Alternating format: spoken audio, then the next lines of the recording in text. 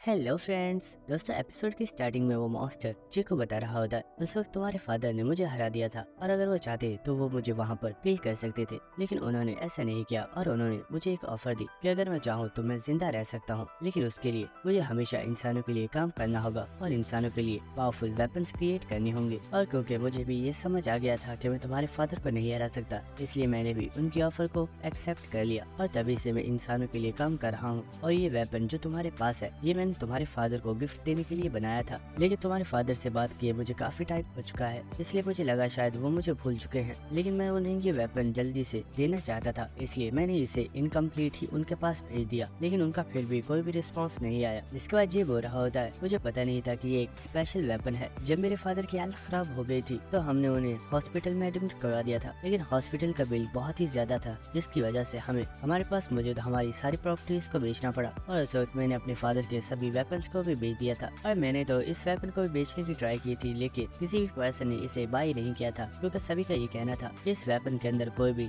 Special ability नहीं है और ये बिल्कुल कचरा है, इसलिए अभी तक ये वेपन मेरे पास मौजूद है। तो यह सुनकर वो टाइटन बोल रहा होता है मैंने तुम्हें बताया है ना कि ये वेपन अभी इनकम्प्लीट है, अगर मैं इसे कम्प्लीट कर देता हूँ तो इस वेपन की स्पेशल एबिलिटीज एक्टिवेट हो जाएंगी। लेकिन जी क्या तुम एक बात जानते हो, तुम्हें क्या लगता है क्या ये वेपन तुम्हारे फादर के लिए कम्प्लीट हो चुका है? शायद हम जानते नहीं, लेकिन तुम्हारे फादर का रियल वेपन एक एक्स है और शायद उन्होंने अभी तक इस वेपन को इस्तेमाल भी नहीं किया, क्योंकि वो इस वेपन को तुम्हारे लिए छोड़ना चाहते थे ताकि तुम इसके जरिए खुद को और भी ज्यादा स्ट्रॉन्ग बना सकते। वह सुनकर जे काफी ज्यादा हैरान हो रहा होता है, लेकिन इसी के साथ वो मॉन्स्टर बोलता है जे मैं चाहता हूँ तुम इस वेपन को मुझे दे दो और मैं तुम्हारे लिए इस वेपन को एक बार फिर से कंप्लीट करूंगा। जिसके बाद हमें नेक्स्ट सीन दिखाया जाता है जहाँ पर जे और सायरम दोनों ही डंजन में से बाहर आ चुके होते हैं, लेकिन इसी के साथ जे काफी ज्यादा खामोश होता है। तो सायरम से बोलती है जे क्या तुम ठीक हो? तो जे बोलता है हाँ मैं बस ठीक हूँ, मैं बस अपने वेपन के बारे में सोच रहा था। और इसी के साथ हमें प्रीवियस सीन दिखाया जाता है जहाँ पर वो टाइटन इन लोगों से बोल रहा होता है तुम लोग ये बात जानते नहीं कि मेरा ये वेपन एक मास्टरपीस है, लेकिन क्योंकि ये इनकम्प्लीट है इसलिए कोई भी पर्सन इसकी पावर्स को नहीं जानता है, लेकिन फिक्र मत करो जब ये कंप्लीट हो जाएगा तो ये एक बहुत ही ज्यादा पावरफुल मास्टरपीस बन जाएगा, लेकिन इसे कंप्लीट करने में मुझे काफी ज्यादा टाइम लगने वाला है और हो सकता है कि इसे कंप्लीट करने में कुछ महीने भी लग जाएं, इसलिए अभी के लिए तुम यहाँ से चले जाओ और जब ये कंप्लीट हो जाएगा तो मैं खुद इसे तुम्हारे पास भेज दूंगा। जिसके बाद हमें नेक्स्ट सीन दिखाया जाता है जहाँ पर जे और सायरम दोनों ही उस बिल्डिंग में से बाहर आ चुके होते हैं और इसी के साथ सायरम बोल रही होती है क्या तुम अगले वीक फ्री हो? मुझे लगता है हमें अपनी मार्शल आर्ट्स पर काम करना चाहिए क्योंकि तुम्हें अपने इंट्रेंस एग्जाम के लिए तैयार होना है, इसलिए हम जितनी ज्यादा प्रैक्टिस करेंगे हमारे लिए उतना ही अच्छा होगा। तो ये सुनकर जे भी इसके लिए मान जाता है और वो बोल रहा होता है हाँ जैसे तुम्हें ठीक लगता है मैं वैसे करने के लिए तैयार हूँ। लेकिन इसी के साथ सायरम बोलती है जे मुझे पता नहीं था कि तुम्हारे फादर इतने ज्यादा अमेजिंग पर्सन, लेकिन मुझे उनके बारे में कुछ भी नहीं पता, क्या तुम मुझे उनके बारे में कुछ और इन्फॉर्मेशन दे सकते हो? ये बात सुनकर जे बिल्कुल खामोश होता है, लेकिन इसी के साथ वो वहाँ से जाते हुए बोलता है सायरम मैं इस बारे में बात नहीं करना चाहता और मैं अभी के लिए यहाँ से जा रहा हूँ। तो ये बात सुनकर सायरम भी काफी ज्यादा हैरान हो गई होती है। जिसके बाद हमें नेक्स्ट सीन दिखाया जाता है जहाँ पर हमें दिखाया जाता है कि सायरम एक काफी ज्यादा लग्जरी गाड़ी में कहीं पर जा रही होती है, लेकिन इसी के साथ हम देखते हैं कि वो मोबाइल पर जे के फादर के बारे में इंफॉर्मेशन कलेक्ट कर रही होती है, जहाँ पर उसे पता चलता है कि जे के फादर कोरिया के सबसे ज्यादा पावरफुल और स्ट्रॉन्गेस्ट हंटर्स में से एक थे और उन्हें ड्रैगन स्लेयर बुलाया जाता था। लेकिन इसी के साथ सायरम काफी ज्यादा हैरान होती है क्योंकि यूसियोंग की फैमिली के बारे में इंटरनेट पर कोई भी इंफॉर्मेशन मौजूद नहीं होती और सायरम सोच रही होती है ये काफी ज्यादा अजीब है, लेकिन यहाँ पर जे के बारे में कोई भी इंफॉर्मेशन नहीं दी गई है। लेकिन आखिर ऐसा क्या रीजन है कि यूसियोंग ने हमेशा से ही अपने बेटे को दुनिया से छुपाया हुआ था और उन्होंने इस चीज के बारे में कभी भी किसी को नहीं बताया? कहीं ऐसा तो नहीं कि इस चीज के पीछे भी कोई सीक्रेट है? लेकिन इसी के साथ सायरम यहाँ पर कुछ और आर्टिकल्स पढ़ती है और उसे पता चलता है ड्रैगन स्लेयर यूसियोंग के ऊपर बहुत ही ज्यादा फेक इल्जाम लगाए गए थे, जिनकी वजह से उन्हें जल्दी रिटायर होना पड़ा। और वो इल्जाम ये थे कि ड्रैगन स्लेयर यूसियोंग एक बहुत ही ज्यादा घटिया इंसान है जिन्होंने डंजन रेड के दौरान अपने ही बहुत ही ज्यादा साथियों को किल कर दिया है। और ये बात सुनकर सायरम काफी ज्यादा हैरान हो रही होती है और वो सोच रही होती है आखिर ऐसा कैसे हो सकता है? अगर जे के फादर एक इतने ज्यादा पावरफुल टाइटन को छोड़ सकते हैं तो वो आखिर अपने साथियों को किल क्यों करेंगे? ये तो बिल्कुल इम्पॉसिबल है। लेकिन इसी वक्त सायरम को उसके स्कूल की तरफ से एक मैसेज आता है जिससे उसे पता चलता है कि उसके मिड टर्म का एग्जाम आ चुका है। जिसके बाद हमें नेक्स्ट वारियर हाई स्कूल में डंजन रेड डिपार्टमेंट का सीन दिखाया जाता है जहाँ पर हम एक लड़की को देखते हैं जो कि किसी पर्सन से बोल रही होती है सर आपका बहुत ही ज्यादा शुक्रिया, अगर आपने मेरी हेल्प नहीं की होती तो मैं कभी भी इन रिजल्ट्स को इतने टाइम से अनाउंस नहीं कर पाती। और हमें दिखाया जाता है कि ये पर्सन और कोई नहीं बल्कि मिस्टर कैंग है और ये पर्सन और कोई नहीं बल्कि फर्स्ट ईयर स्टूडेंट्स का इंस्ट्रक्टर है। और वो पर्सन बोल रहा होता है टीचर आपको फिक्र करने की जरूरत नहीं है, मैंने आपकी हेल्प इसलिए की है क्योंकि आप यहाँ पर न्यू हैं और वैसे भी मैं हमेशा फ्री होता हूँ, इसलिए मैंने सोचा कि मुझे आपकी हेल्प करनी चाहिए। लेकिन इसी के साथ वो लड़की बोल रही होती है, सर मुझे सच में ये यकीन नहीं हो रहा कि इस बार के ये रिजल्ट्स बहुत ही ज्यादा अमेजिंग है। और क्या आप ये बात जानते हैं, इस बार वो स्टूडेंट्स जिन्होंने फर्स्ट ईयर में सबसे ज्यादा हाई रैंकिंग को हासिल किया है वो तीनों ही मिक्स्ड ब्लड हैं। और इसी के साथ हमें सायरन का सीन दिखाया जाता है जो कि रिजल्ट्स को चेक करके काफी ज्यादा शॉक हो गई होती है और वो कह रही होती है, वाओ ये रिजल्ट्स तो बहुत ही ज्यादा अमेजिंग है। और इसी के साथ कहानी सुनाने वाले की तरफ से हमें बताया जाता है वो पर्सन जो कि फर्स्ट रैंक पर आया है वो और कोई नहीं बल्कि डाइव है जो कि फर्स्ट ईयर का स्टूडेंट है। और इसी के साथ डाइव बोल रहा होता है, ये बात तो मैं पहले ही जानता था कि मैं ही फर्स्ट पोजीशन पर आने वाला हूँ। जिसके बाद हमें सेकंड पोजीशन वाले पर्सन के बारे में बताया जाता है जो कि और कोई नहीं बल्कि अनीशा है। लेकिन इस वक्त अनीशा को बहुत ही ज्यादा गुस्सा आ रहा होता है क्योंकि वो फर्स्ट रैंकिंग को हासिल करना चाहती थी, लेकिन फिर भी वो सेकंड पोजीशन पर आई है। जिसके बाद हमें थर्ड पर्सन के बारे में बताया जाता है जिसका नाम वेल कैसन है और इसका कोरियन नेम सियोक है। और ये पर्सन एक ड्वार्फ और ह्यूमन का मिक्स्ड ब्लड है। और ये पर्सन भी वारियर हाई स्कूल का एक फर्स्ट ईयर का स्टूडेंट है। जिसके बाद हमें दोबारा से उसी टीचर का सीन दिखाया जाता है जो कि बोल रही होती है, सर मैंने डाइव और अनीशा के बारे में बहुत सी बातें सुनी हुई हैं कि वो बहुत ही ज्यादा स्ट्रॉन्ग है और बहुत से टीचर्स का पहले ही ये कहना था कि डाइव और अनीशा ही फर्स्ट और सेकंड रैंक पर आने वाले हैं। लेकिन सर जो पर्सन थर्ड रैंकिंग पर आया है मुझे उसके बारे में ज्यादा इन्फॉर्मेशन पता नहीं है, क्या आप मुझे उसके बारे में कुछ बता सकते हैं? तो टीचर बोलता है, वेल अगर मैं सच बताऊं तो मुझे भी ये पता नहीं था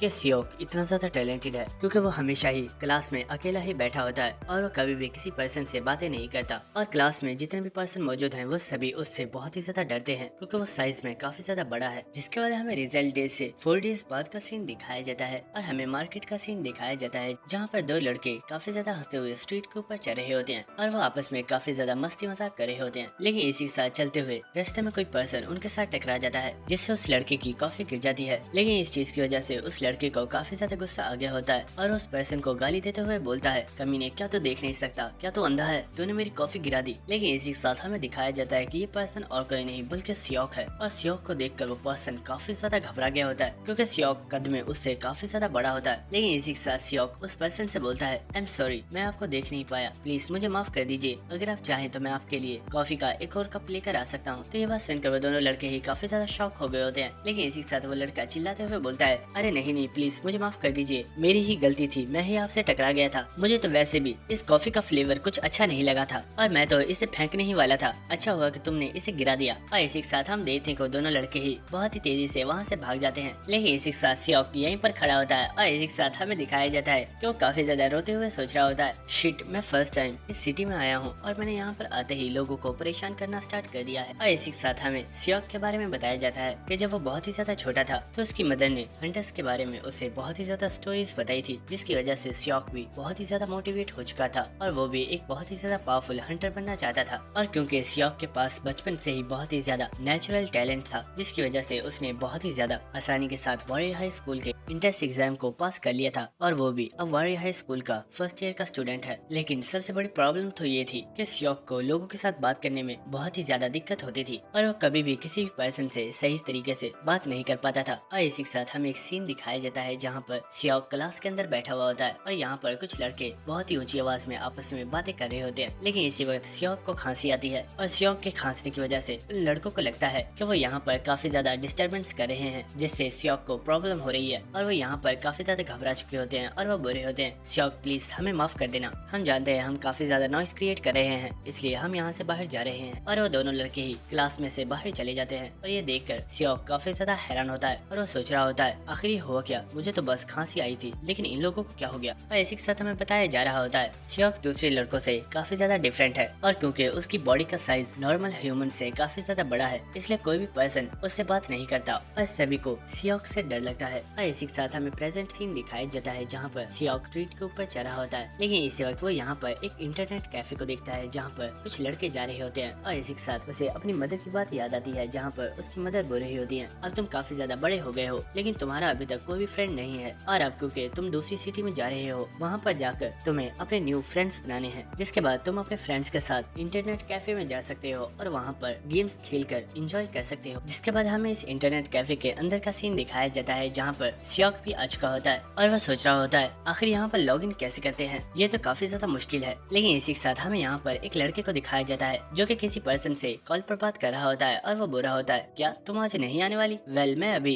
एक पीसी कैफे के अंदर मौजूद हूँ, चलो ठीक है, अगर तुम नहीं आने वाली तो मैं यहाँ पर गेम्स प्ले कर रहा हूँ। जिसके बाद हम दोबारा से सियोक को देखते हैं जो कि लॉगिन करने की कोशिश कर रहा होता है, लेकिन उसे कुछ भी समझ नहीं आ रही होती और वो सोच रहा होता है आखिर ये लॉगिन कैसे करते हैं, ये इतना ज्यादा मुश्किल क्यों है। और वह देखता है कि उसके पीछे काफी ज्यादा लोग खड़े हुए होते हैं जो कि यहाँ से सियोक के हटने का वेट कर रहे होते हैं। और सियोक सोच रहा होता है मैं काफी देर से लाइन में खड़ा हूँ, लेकिन मुझे यही समझ नहीं आ रही कि मुझे लॉगिन कैसे करना है। क्या मुझे इन लोगों से हेल्प मांगनी चाहिए? लेकिन अगर मैंने इनसे हेल्प मांगी तो ये लोग मुझसे डर कर यहाँ से भाग जाएंगे, आखिर मुझे क्या करना चाहिए। लेकिन इसी वक्त हम यहाँ पर उसी लड़के को देखते हैं जो कि सियोक से बोलता है मुझे लगता है तुम्हें शायद लॉगिन करने में कोई प्रॉब्लम हो रही है, अगर तुम चाहो तो मैं तुम्हारी हेल्प कर सकता हूँ। तो ये बात सुनकर सियोक काफी ज्यादा हैरान होता है और हमें दिखाया जाता है कि ये पर्सन और कोई नहीं बल्कि हमारा हीरो जे है। और जे बोलता है चलो मैं तुम्हारी हेल्प करता हूँ ताकि तुम आसानी से लॉगिन कर पाओ। और हमें नेक्स्ट सीन दिखाया जाता है जहाँ पर जे सियोक को इन्फॉर्मेशन बता रहा होता है और सियोक उसे कंप्यूटर के अंदर लॉगिन कर रहा होता है। और जे की हेल्प की वजह से सियोक काफी आसानी से इस कंप्यूटर के अंदर लॉगिन कर लेता है। जिसके बाद जे जाकर अपनी चेयर के ऊपर बैठ जाता है और वो सोच रहा होता है ये लड़का शायद इस जगह पर न्यू है, इसलिए इसे लोगों से बात करने में काफी ज्यादा प्रॉब्लम हो रही है। लेकिन इसी के साथ वो अपने मोबाइल पर देखता है कि सायरा मुझसे बोल रही होती है जे प्लीज मुझे माफ कर देना, मैं 2:30 तक तुम्हारे पास आ जाऊंगी। तो ये सुनकर जे को काफी गुस्सा आ रहा होता है और वो सोच रहा होता है मेरे पास करने के लिए कुछ भी नहीं है, इसलिए मैं तब तक यहाँ पर गेम्स ही खेल सकता हूँ। और इसी के साथ हमें एक प्रीवियस सीन दिखाया जाता है जहाँ पर जे हमें बता रहा होता है वो थैले जो कि रॉयल जेली के साथ मौजूद थे। जब जे ने उन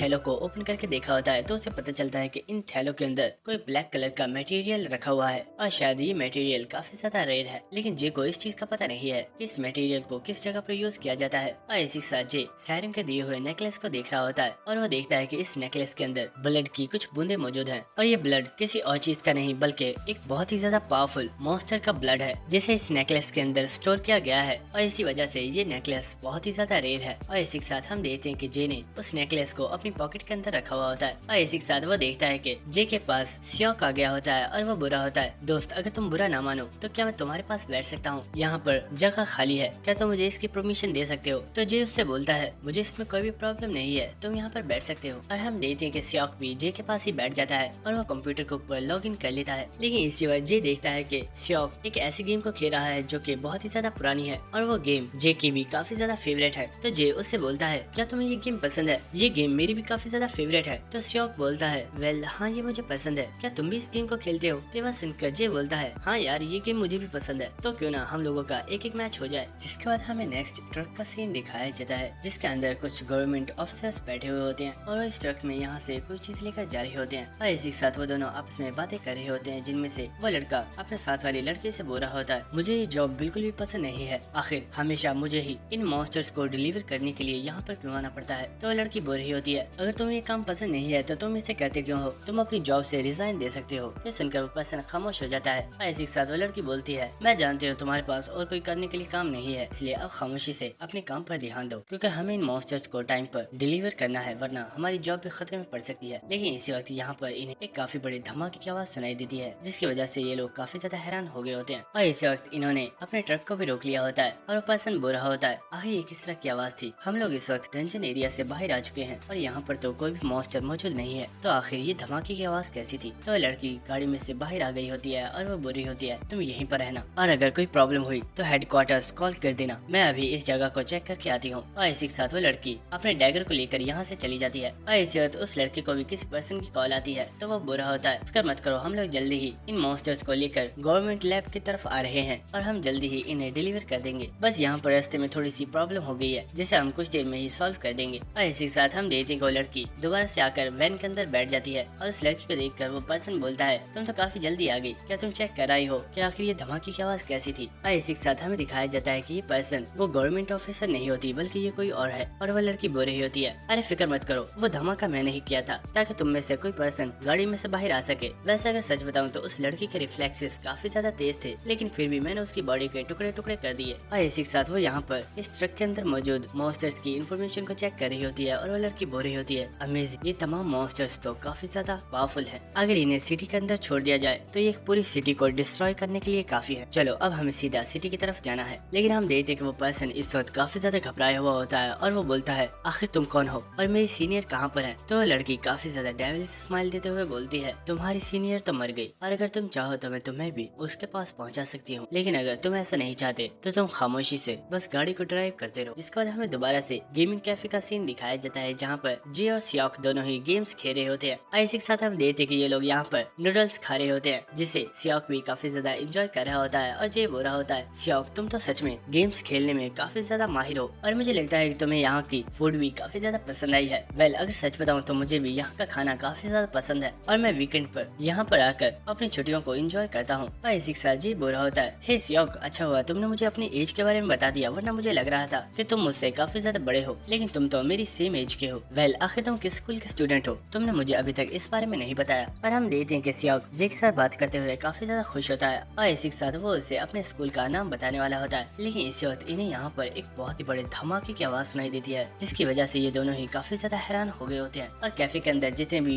लोग मौजूद होते हैं वो सभी काफी ज्यादा शॉक हो गए होते हैं और वो कह रहे होते हैं, आखिर ये आवाज कैसी थी? ऐसा लग रहा है जैसे कि बाहर कोई बहुत ही बड़ा एक्सीडेंट हुआ है। और इसी के साथ हमें इस कैफे के बाहर का सीन दिखाया जाता है जहाँ पर हम देखते हैं कि यहाँ पर एक ट्रक का बहुत ही बड़ा एक्सीडेंट हुआ होता है और कुछ लोग इसकी वीडियो बना रहे होते हैं और वो कह रहे होते हैं, क्या ये ड्राइवर साला पागल था? इसने सीधे जाकर इतनी बड़ी बिल्डिंग को ठोक दिया और क्या इसे इस गेमिंग कैफे को ही उड़ाना था? हम लोग इस कैफे के ही अंदर थे, अगर ये ट्रक गलती से इस बिल्डिंग को तोड़कर अंदर आ गया होता तो अंदर जितने भी लोग मौजूद थे वो सभी मर सकते थे। क्या ये ड्रिंक करके ड्राइव कर रहा था? और इसी के साथ हमें दिखाया जाता है कि यहाँ पर एक बिल्डिंग के ऊपर वही लड़की मौजूद होती है जो कि इस ट्रक को यहाँ पर लेकर आई है और वो लड़की अपने बॉस से बोल रही होती है, बॉस आपने जैसा बोला था मैंने वैसा कर दिया है और ट्रक के अंदर जितने भी मॉन्स्टर्स मौजूद थे वो कुछ ही देर में होश में आ जाएंगे। ये सुनकर उस लड़की का बॉस बोलता है, चलो ठीक है अब जल्दी से वापस आ जाओ। तो लड़की बोल रही होती है, लेकिन बॉस मैं तो यहाँ पर इस शो को एंजॉय करने वाली थी, क्या मैं कुछ देर यहाँ पर नहीं रुक सकती? तो वो बॉस बोलता है, नहीं अभी और इसी वक्त उस जगह से वापस आ जाओ। तो बात सुनकर वो लड़की भी मान जाती है और वो कहती है, ठीक है बॉस मैं वापस आ रही हूँ। और इसी के साथ हमें उस ट्रक को दिखाया जाता है जिसकी छत को फाड़कर कोई मॉन्स्टर इस ट्रक में से बाहर आ रहा होता है और इस मॉन्स्टर को देखकर सभी लोग बहुत ही ज्यादा शॉक हो चुके होते हैं और हमें दिखाया जाता है कि इस ट्रक के अंदर से काफी ज्यादा पावरफुल मॉन्स्टर्स निकल कर बाहर आ चुके होते हैं और ये सभी हॉर्नर्ड बीस्ट हैं जो कि काफी ज्यादा पावरफुल होते हैं। और इसी के साथ हम देखते हैं कि यहाँ पर जितने भी लोग मौजूद होते हैं वो सभी इन मॉन्स्टर्स को देखकर बहुत ही ज्यादा घबरा चुके होते हैं। और इसी के साथ हम उस लड़की को देखते हैं जो कि इन लोगों को इतना ज्यादा घबराया हुआ देखकर काफी ज्यादा स्माइल कर रही होती है। और इसी के साथ वो अपने बॉस से बोलती है, बॉस क्या आप मुझसे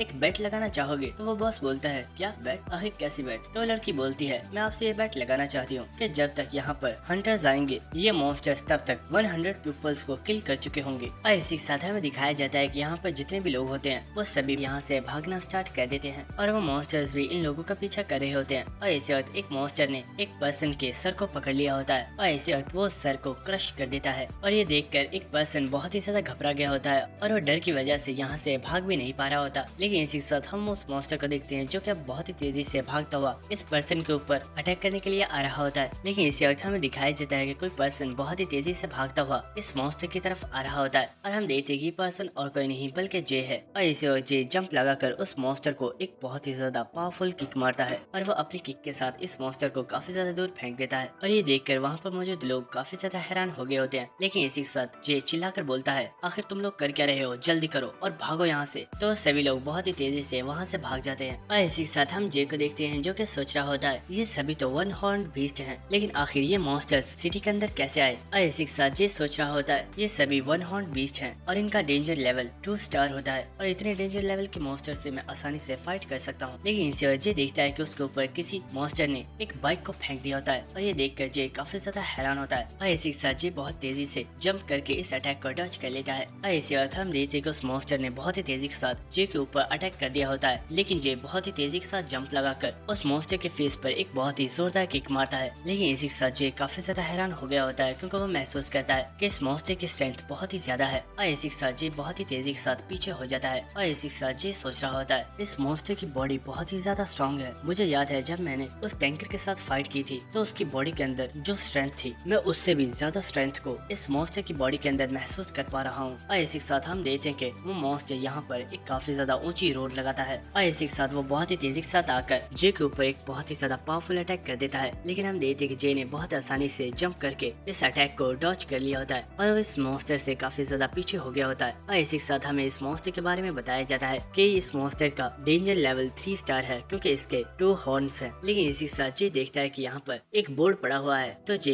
उस बोर्ड को तोड़कर उसमें से उसके लोहे के डंडे को निकाल लेता है। और इसी के साथ हम देखते हैं कि जे अपने वेपन के साथ इस मॉन्स्टर के साथ फाइट करने के लिए बिल्कुल रेडी हो चुका होता है। लेकिन इसी वक्त हम देखते हैं कि वो मॉन्स्टर एक बहुत ही ऊंची जंप लगाता है और हम देखते हैं कि वो मॉन्स्टर जे के ऊपर से होता हुआ बहुत ही तेजी से आगे की तरफ चला गया होता है। और ये देखकर जे भी काफी ज्यादा हैरान हो गया होता है। लेकिन इसी के साथ वो देखता है कि वो मॉन्स्टर जिस जगह पर गया है वहाँ पर बहुत ही ज्यादा बच्चे मौजूद हैं और हम देखते हैं कि वो बच्चे इस वक्त काफी ज्यादा घबराए हुए होते हैं। लेकिन इसी के साथ वो मॉन्स्टर बहुत ही तेजी के साथ इन बच्चों के ऊपर अटैक करने के लिए जा रहा होता है। और इसी के साथ हम देखते हैं कि वो बच्चे बहुत ही तेजी से यहाँ से भाग रहे होते हैं। लेकिन इसी के साथ वो मॉन्स्टर उन बच्चों के ऊपर एक बहुत ही ज्यादा पावरफुल अटैक कर देता है। और इसी के साथ हमें बताया जाता है टू हॉर्न बीस्ट की अटैक की पावर बहुत ही ज्यादा होती है और वो मॉन्स्टर अपने एक ही पंच के साथ अपने सामने मौजूद एक बहुत ही ज्यादा पावरफुल वॉल को भी बहुत ही आसानी के साथ डिस्ट्रॉय कर सकते हैं। लेकिन इसी के साथ हमें दिखाया जाता है कि वो मॉन्स्टर इस वक्त काफी ज्यादा हैरान होता है। और इसी के साथ हमें दिखाया जाता है कि किसी पर्सन ने सिर्फ अपने एक हाथ से इस मॉन्स्टर के इस पावरफुल अटैक को बहुत ही आसानी से रोक लिया होता है। और हमें दिखाया जाता है कि ये पर्सन और कोई नहीं बल्कि सियोक है, जिससे इस वक्त इस मॉन्स्टर के ऊपर बहुत ही ज्यादा गुस्सा आ रहा होता है। और इस वक्त सियोक इस मॉन्स्टर के ऊपर अटैक करके इस मॉन्स्टर को यहाँ से काफी ज्यादा दूर फेंक देता है। और इसी के साथ हमें सियोक के बारे में बताया जाता है कि सियोक की फिजिक बहुत ही ज्यादा पावरफुल है और वो अपने स्कूल के सबसे ज्यादा पावरफुल टैंकर्स में से एक है। लेकिन हम देखते हैं कि यहाँ पर वो जो मॉन्स्टर होता है उसे इस अटैक से कुछ ज्यादा फर्क नहीं पड़ा होता।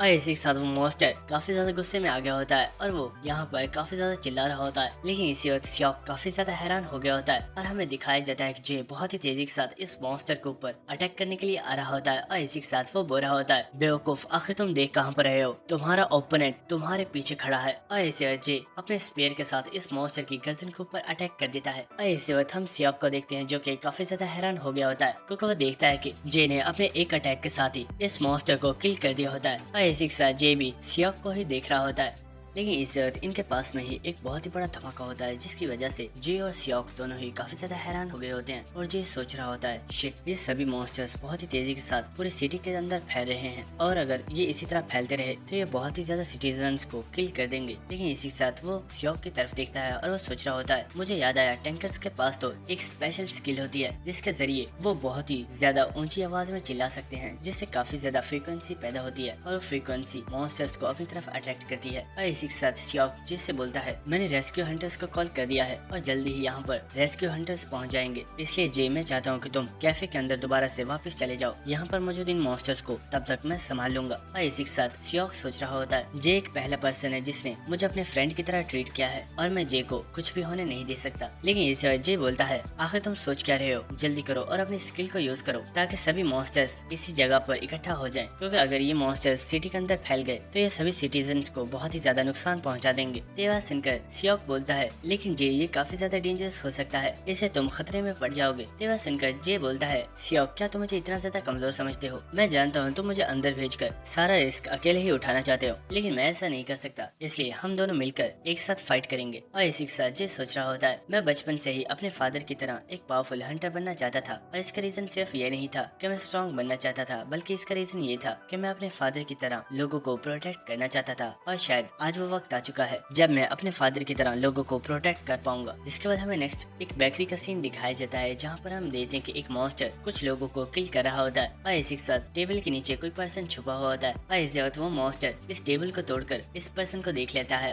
और वो इस पर्सन के ऊपर भी अटैक करने वाला होता है। लेकिन इसी के साथ हमें सियोक का सीन दिखाया जाता है जो कि एक बहुत ही ज्यादा लंबी सांस लेता है और वो इसी वक्त बहुत ही ज्यादा पावर के साथ बहुत ही जोर से चिल्लाता है और हमें दिखाया जाता है कि उसकी आवाज से इस पूरी सिटी में एक बहुत ही ज्यादा पावरफुल फ्रीक्वेंसी फैल जाती है जिसे उस मॉन्स्टर ने भी महसूस कर लिया होता है। और हम देखते हैं कि वो लड़की जो इन मॉन्स्टर्स को इस सिटी के अंदर लेकर आई है उसने भी इस फ्रीक्वेंसी को महसूस कर लिया होता है और वो सोच रही होती है, आखिर ये था क्या? मुझे पूरा यकीन है हंटर्स इतनी जल्दी इस सिटी के अंदर नहीं पहुंच सकते, तो आखिर ये पर्सन कौन था? जिसके बाद हमें दोबारा से सियोक का सीन दिखाया जाता है जो कि फाइट करने के लिए रेडी हो चुका होता है। और इसी के साथ हम देखते हैं कि यहाँ पर बहुत ही ज्यादा मॉन्स्टर्स मौजूद होते हैं जो कि चलते हुए सियोक की तरफ आ रहे होते हैं। और इसी वक्त एक टू हॉर्न वाला बीस्ट तमाम मॉन्स्टर्स को सियोक के ऊपर अटैक करने का ऑर्डर देता है और हम देखते हैं कि यहाँ पर जितने भी मॉन्स्टर्स होते हैं वो सभी सियोक के ऊपर अटैक कर देते हैं। और इसी वक्त एक मॉन्स्टर बहुत ही तेजी के साथ सियोक के ऊपर एक बहुत ही ज्यादा पावरफुल पंच मारता है, लेकिन सियोक अपने हाथ के साथ इस अटैक को ब्लॉक कर लेता है और इसी वक्त वो इस मॉन्स्टर को एक बहुत ही ज्यादा पावरफुल पंच मार के दूर फेंक देता है। लेकिन इसी वक्त सियोक देखता है कि 4 और मॉन्स्टर्स ने एक साथ सियोक के ऊपर अटैक कर दिया होता है। लेकिन इसी वक्त हम उस 2 हॉर्न वाले मॉन्स्टर को देखते हैं जिसे अचानक से कुछ महसूस होता है और इसी के साथ हमें जे का सीन दिखाया जाता है जो कि एक बिल्डिंग से जंप लगाकर बहुत ही तेजी के साथ जमीन पर आ जाता है और हमें दिखाया जाता है कि वो असलियत में उस ट्रक के पास आ चुका होता है जिसमें से ये सभी मॉन्स्टर्स निकल कर बाहर आए थे। और वो देखता है कि यहाँ पर 2 मॉन्स्टर्स मौजूद होते हैं जो कि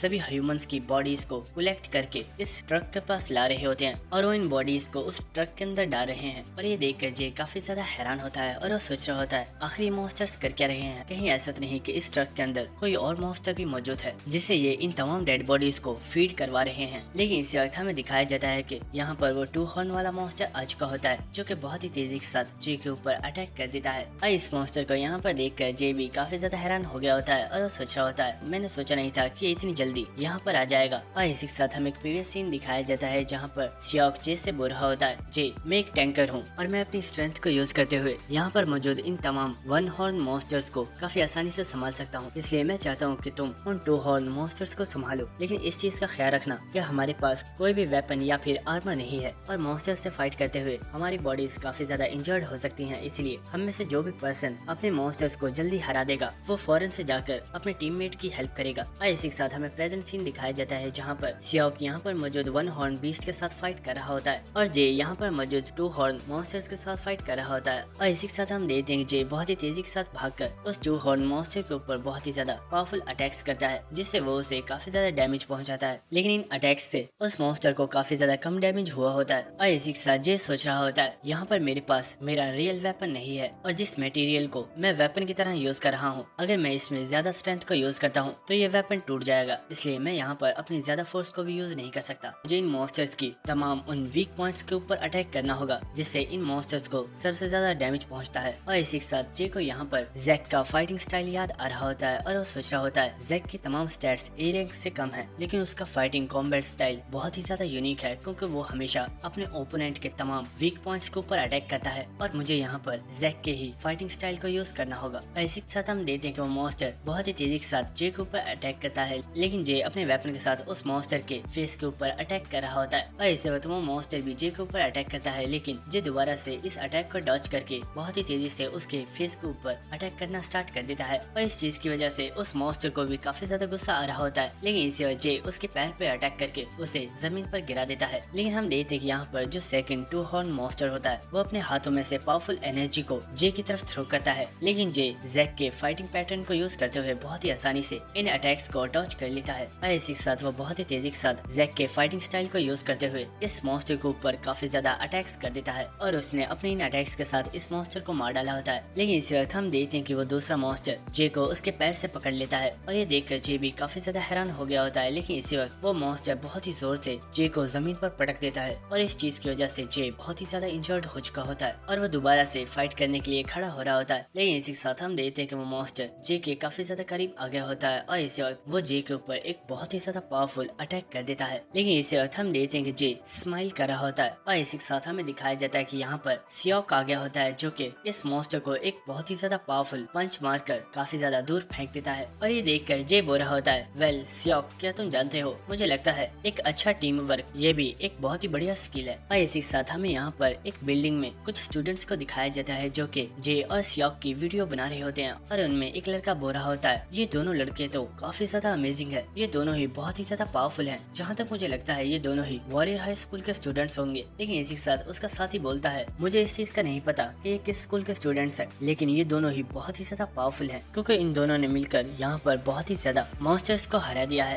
लेकिन इसी के साथ वो लड़का बोलता है अच्छा मुझे ये तो बताओ तुम इस वीडियो का क्या करने वाले हो। तो लड़का बोलता है ऑफ कोर्स मैं इसे अपने यूट्यूब चैनल के ऊपर अपलोड करने वाला हूँ और तुम देख लेना इस वीडियो के ऊपर मुझे मिलियंस में व्यूज आने वाले हैं। तो ये सुनकर वो पर्सन भी काफी ज्यादा हैरान होता है। इसी के साथ हमें सियोक का सीन दिखाया जाता है जो कि इन मॉन्स्टर्स को देखते हुए सोच रहा होता है यहाँ पर बहुत ही ज्यादा पावरफुल मॉन्स्टर्स हैं और मैं सोच रहा था कि मुझे किसी भी तरीके से इन मॉन्स्टर्स को रोक कर रखना है जब तक यहाँ पर रेस्क्यू हंटर्स नहीं आ जाते। लेकिन मुझे पता नहीं था कि जे और मैं हम दोनों टीम वर्क करके बहुत आसानी से इन मॉन्स्टर्स को हरा सकते हैं। लेकिन इसी वक्त जे सियोक से बोलता है, सियोक तुम इतनी देर से वहाँ पर खड़े हो, क्या तुम्हें नहीं लगता कि तुम्हें यहाँ पर आकर मेरी हेल्प करनी चाहिए? और ये सुनकर सियोक भी काफी ज्यादा हैरान हो गया होता है और वो जे के पास आकर उसे खड़ा कर देता है और वो बोल रहा होता है, जे क्या तुम ठीक हो? तुम काफी ज्यादा इंजर्ड लग रहे हो। तो जे बोल रहा होता है, अरे नहीं, बस मुझे ऐसा लग रहा है कि मेरी कमर की 2-3 हड्डियां टूट गई हैं। ये कमीने टू हॉर्न मॉन्स्टर सच में काफी ज्यादा पावरफुल थे। मुझे ये कहते हुए काफी ज्यादा अफसोस हो रहा है कि तुम्हें यहाँ पर आकर मेरी हेल्प करनी पड़ी और मैं अकेला इन मॉन्स्टर्स को नहीं संभाल पाया। तो ये बात सुनकर सियोक बोल रहा होता है, अरे जे तुम ये क्या कह रहे हो? मैंने जिन मॉन्स्टर्स को हराया था वो सभी 1 हॉर्न मॉन्स्टर्स थे और उन सभी का लेवल 2 स्टार्स था, जबकि तुमने जिन मॉन्स्टर्स के साथ फाइट की थी उन दोनों का डेंजर लेवल 3 स्टार्स था। और इसी के साथ सियोक बोलता है, जे क्या तुम मुझे अपने स्कूल के बारे में बता सकते हो कि तुम किस स्कूल में स्टडी कर रहे हो? मैंने बचपन से ही यही सुना था कि कोरिया का number 1 fighting school warrior high school है, लेकिन मैं जानता नहीं था कि यहाँ पर बहुत ही ज्यादा ऐसे स्कूल्स हैं जिनके अंदर स्टूडेंट्स को इतने अच्छे तरीके से ट्रेन किया जाता है। ये बात सुनकर जे काफी ज्यादा हैरान होता है। लेकिन इसी के साथ सियोक बोलता है, जे प्लीज मुझे गलत मत समझना, मैं बस ये कहना चाहता था कि तुम बहुत ही ज्यादा स्ट्रॉन्ग हो। लेकिन इसी के साथ जे बोलता है, सियोक क्या तुम मुझे एक बात बता सकते हो? तुम्हारी स्ट्रेंथ को देखकर मुझे पता चल चुका है कि तुम वॉरियर हाई स्कूल के स्टूडेंट हो, लेकिन मैं ये जानना चाहता हूँ कि आखिर ऐसे और कितने स्टूडेंट्स हैं जो तुमसे भी ज्यादा पावरफुल हैं। ये बात सुनकर सियोक काफी ज्यादा हैरान होता है और वो बोलता है, जे अगर मैं तुम्हें सच बताऊं तो मुझे लगता है कि बहुत ही ज्यादा ऐसे स्टूडेंट्स हैं जो मुझसे बहुत ही ज्यादा पावरफुल है और स्ट्रेंथ के मामले में मैं उनके आसपास भी नहीं हूँ। ये बात सुनकर जे भी काफी ज्यादा हैरान हो गया होता है और वो यहाँ पर सायरम के बारे में सोच रहा होता है और वो सोच रहा होता है, सायरम मुझे बार बार बहुत ही ज्यादा फोर्स कर रही है कि मैं अपनी ट्रेनिंग पर बहुत ही ज्यादा फोकस करूँ ताकि मैं वॉरियर हाई स्कूल के इंट्रेंस एग्जाम में फेल ना हो जाऊँ। शायद वो ऐसा इसलिए कर रही है क्योंकि उसे पता है कि इंट्रेंस एग्जाम में डिफिकल्टी लेवल काफी ज्यादा हाई होने वाला है। लेकिन इसे जे देखता है कि यहाँ पर अभी एक मॉन्स्टर रह गया है, जिसे देखकर जे काफी ज्यादा हैरान होता है और वो बोलता है, सियोक आखिर ये मॉन्स्टर कर क्या रहा है और ये हमारे ऊपर अटैक करने के लिए यहाँ पर क्यों नहीं आ रहा? तो ये देखकर सियोक भी काफी ज्यादा हैरान होता है और वो बोलता है, मुझे इस बारे में नहीं पता, लेकिन आखिर ये मॉन्स्टर उस ट्रक के पास क्यों खड़ा है? लेकिन इसी के साथ जे देखता है कि यहाँ पर ट्रक के पास जो डेड बॉडीज मौजूद थी वो सभी अब यहाँ पर नहीं है और इसी वक्त वो ट्रक काफी ज्यादा हिलना स्टार्ट कर देता है और हम देखते हैं कि ट्रक के ऊपर जो मॉन्स्टर खड़ा हुआ होता है उसे कोई मॉन्स्टर उसके पैर से पकड़ लेता है और ये देखकर जे और सियोक दोनों ही काफी ज्यादा शॉक हो गए होते हैं। और इसी के साथ वो देखते हैं कि उस मॉन्स्टर को कोई चीज उस ट्रक के अंदर खींच लेती है और ये देखकर जे काफी ज्यादा हैरान हो रहा होता है और वो बोल रहा होता है, सियोक मुझे लगता है इस ट्रक के अंदर इन लोगों का चीफ मौजूद है। तो ये बस सुनकर सियोक भी काफी ज्यादा शॉक हो गया होता है। और इसी के साथ हमें इन मॉन्स्टर्स के बारे में बताया जाता है कि वो मॉन्स्टर जिसके सर पर 2 हॉर्न्स होते हैं वो 1 हॉर्न मॉन्स्टर्स के लीडर होते हैं और जब ये मॉन्स्टर्स एक और ग्रुप के साथ खुद को कंबाइन करते हैं तो उन्हें ये बात समझ नहीं आती कि इनमें से कौन सा 2 हॉर्न मॉन्स्टर इनका लीडर बनेगा। इसलिए वो ये चीज डिसाइड करते हैं कि वो एक थर्ड मॉन्स्टर को फीड करवा कर उसे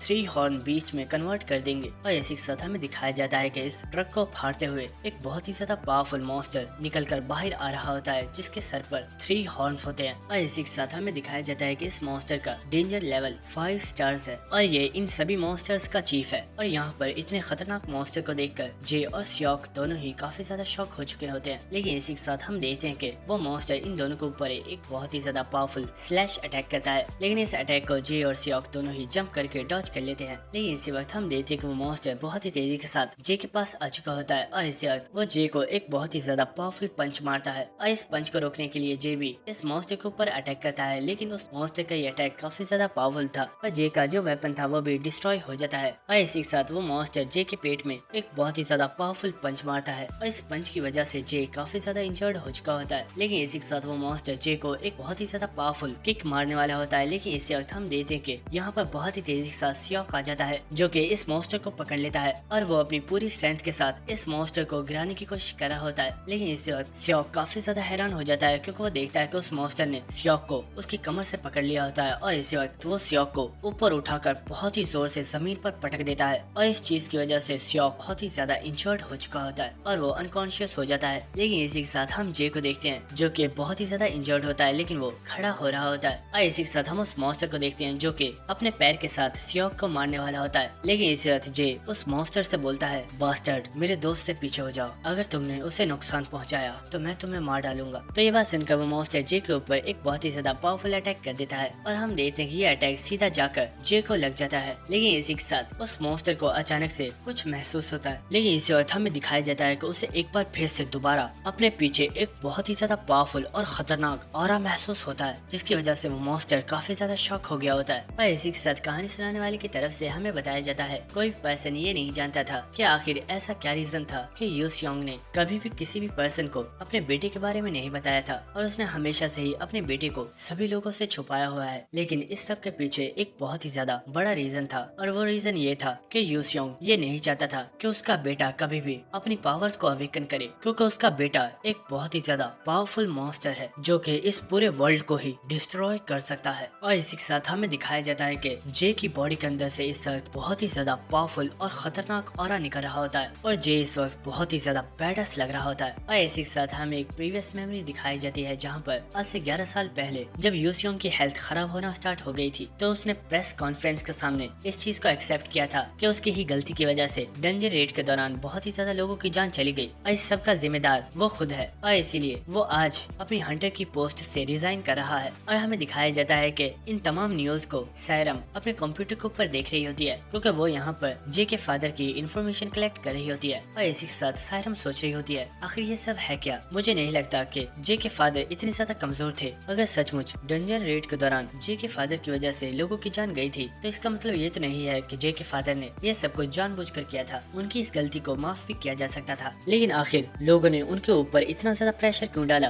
कि उन्हें अपनी पोस्ट से ही रिजाइन करना पड़ा। ये सब चीजें जितनी ज्यादा सिंपल लग रही हैं, ये इतनी ज्यादा सिंपल नहीं है। कुछ तो ऐसी चीज है जो कि लोगों के सामने नहीं आई है। और अगर देखा जाए तो जे के फादर ने बहुत ही ज्यादा पावरफुल मॉन्स्टर्स को किल करके बहुत ही ज्यादा लोगों की जानें भी बचाई थी और उन्होंने सिटी के लोगों के लिए बहुत ही ज्यादा अच्छे काम किए हैं। लेकिन आखिर फिर भी जे के फादर के ऊपर इतना ज्यादा प्रेशर क्यों डाला गया। और इन सब चीजों को सोचकर सायरम काफी ज्यादा हैरान हो रही होती है। लेकिन इसी वक्त सायरम को कुछ याद आता है और वो यू सियोंग की फैमिली की इन्फॉर्मेशन निकालना स्टार्ट कर देती है। लेकिन उसे पता चलता है कि यू सियोंग ने यहाँ पर अपनी फैमिली के बारे में कोई भी इन्फॉर्मेशन नहीं दी गई है। और ये देखकर सायरम काफी ज्यादा हैरान होती है और वो सोच रही होती है किसी भी पर्सन को इस बारे में पता नहीं है कि वर्ल्ड के सबसे ज्यादा स्ट्रॉन्गेस्ट हंटर का एक बेटा भी है। लेकिन आखिर ऐसा क्या रीजन था कि यू सियोंग अपने बेटे को छुपाना चाहते थे और वो नहीं चाहते थे कि उनका बेटा सभी लोगों के सामने आए। इसी के साथ हमें दोबारा से जे का सीन दिखाया जाता है जिसकी बॉडी के अंदर से इस वक्त काफी ज्यादा पावरफुल ऑरा निकल रहा होता है। और ये देखकर जे भी काफी ज्यादा हैरान हो रहा होता है और वो सोच रहा होता है आखिर ये किस तरह की पावर है। मैंने अपनी बॉडी के अंदर इतनी स्ट्रेंथ को पहले कभी भी महसूस नहीं किया था और मुझे इस वक्त ऐसा लग रहा है कि मेरी बॉडी स्ट्रेंथ के साथ ओवरफ्लो हो रही है। लेकिन इसी के साथ हम देखते हैं कि वो मॉन्स्टर बहुत ही तेजी के साथ जे के ऊपर बहुत ही ज्यादा पावरफुल अटैक करने के लिए आ चुका होता है। लेकिन इसी वक्त जे बहुत ही तेजी के साथ मूव करता है और वो उस मॉन्स्टर के फेस पर एक बहुत ही ज्यादा पावरफुल पंच मार देता है और इस पंच की वजह से वो मॉन्स्टर भी काफी ज्यादा इंजर्ड हो चुका होता है। लेकिन इसी वक्त हम देखते हैं कि जे बहुत ही स्पीड के साथ उस मॉन्स्टर के ऊपर बहुत ही ज्यादा